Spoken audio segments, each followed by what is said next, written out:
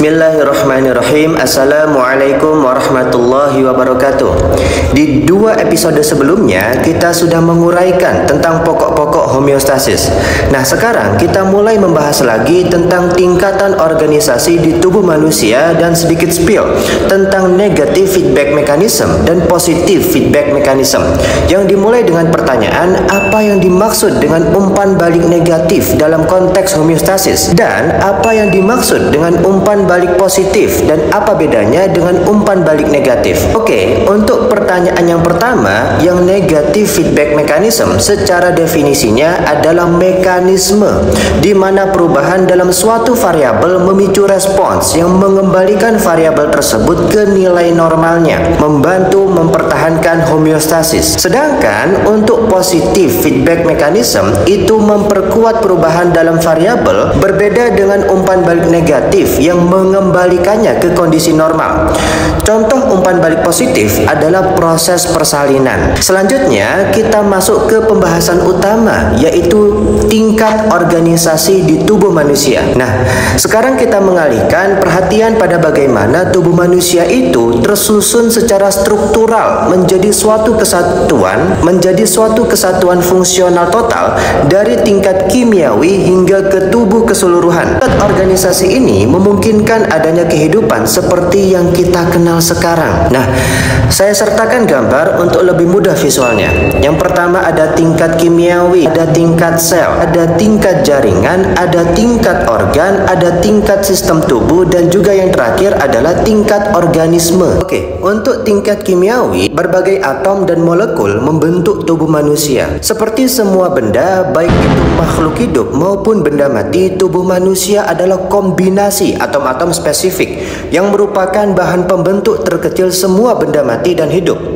Atom-atom yang paling banyak terdapat di tubuh manusia adalah oksigen, karbon, hidrogen, dan nitrogen, membentuk sekitar 96% zat kimia tubuh total. Atom-atom ini dan beberapa lainnya berikatan membentuk molekul kehidupan, misalnya protein, karbohidrat, lemak, dan asam nukleat, atau asam deoksiribonukleat atau DNA. Berbagai atom dan molekul yang penting ini adalah bahan mentah yang menjadi asal dari semua makhluk hidup. Selanjutnya adalah tingkat seluler, yaitu sel adalah satuan dasar kehidupan. Keberadaan kumpulan khusus atom dan molekul tidak serta-merta menghasilkan karakteristik unik kehidupan. Komponen-komponen kimiawi tak hidup ini harus disusun dan dikemas dengan cara yang sangat tepat untuk membentuk suatu entitas hidup.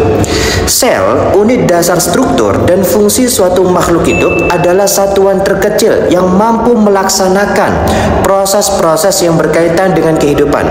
Fisiologi sel dibahas di video yang akan datang. Isi setiap sel itu dibungkus oleh suatu sawar berminyak yang sangat tipis, membran plasma, yang mengontrol perpindahan bahan masuk dan keluar sel. Karena itu, bagian dalam sel mengandung kombinasi atom dan molekul yang berbeda dari campuran bahan kimia di lingkungan yang mengelilingi sel tersebut. Karena pentingnya membran plasma dan fungsi-fungsi terkait membran plasma untuk menjalankan proses-proses kehidupan, organisme adalah entitas kehidupan independen.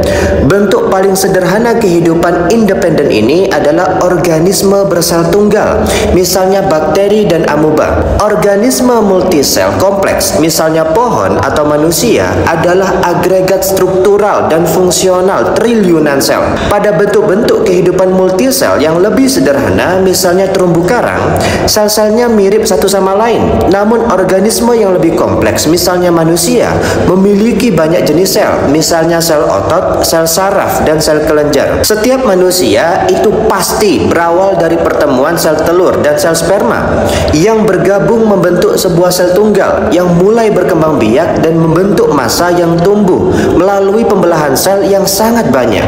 Jika multiplikasi sel adalah satu-satunya proses yang berperan dalam perkembangan, semua sel tubuh tubuh seharusnya akan identik seperti pada bentuk kehidupan multisel yang paling sederhana. Namun, selama perkembangan organisme multisel kompleks seperti manusia, setiap sel juga berdiferensiasi atau menjadi spesifik untuk menjalankan fungsi tertentu. Akibat diferensiasi sel ini, tubuh kita terbentuk dari 200 tipe sel khusus. Nah, selama semenit yang kita gunakan untuk memahami video ini, yang pertama, mata kita akan mengubah gambar dari video ini menjadi sinyal listrik impuls saraf yang akan menyalurkan informasi ke otak kita untuk diproses lebih lanjut. Kedua, sekitar 150 juta sel darah merah tua akan mati dan digantikan oleh sel darah merah yang baru. Ketiga, jantung kita akan berdetak sebanyak 70 kali, memompa 5 liter darah ke paru-paru dan 5 liter lainnya ke bagian tubuh lain.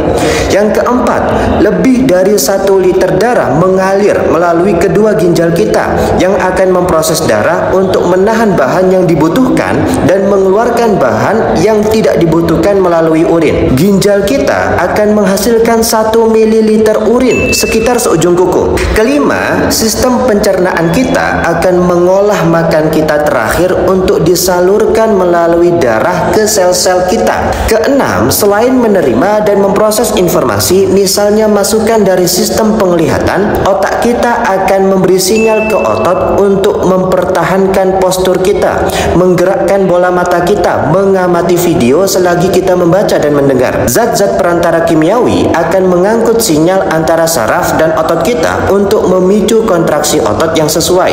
Kemudian yang ketujuh, kita akan menghirup dan mengembuskan nafas udara sekitar 12 kali, mempertukarkan 6 liter udara antara atmosfer dan paru-paru kita. Yang kedelapan, sel-sel kita akan mengonsumsi 250 ml, sekitar secangkir oksigen dan menghasilkan 200 ml karbon dioksida. Yang kesembilan, kita akan menggunakan sekitar 2 kalori energi yang berasal dari makanan untuk menunjang beban hidup tubuh kita, dan otot-otot yang berkontraksi juga akan membakar tambahan kalori.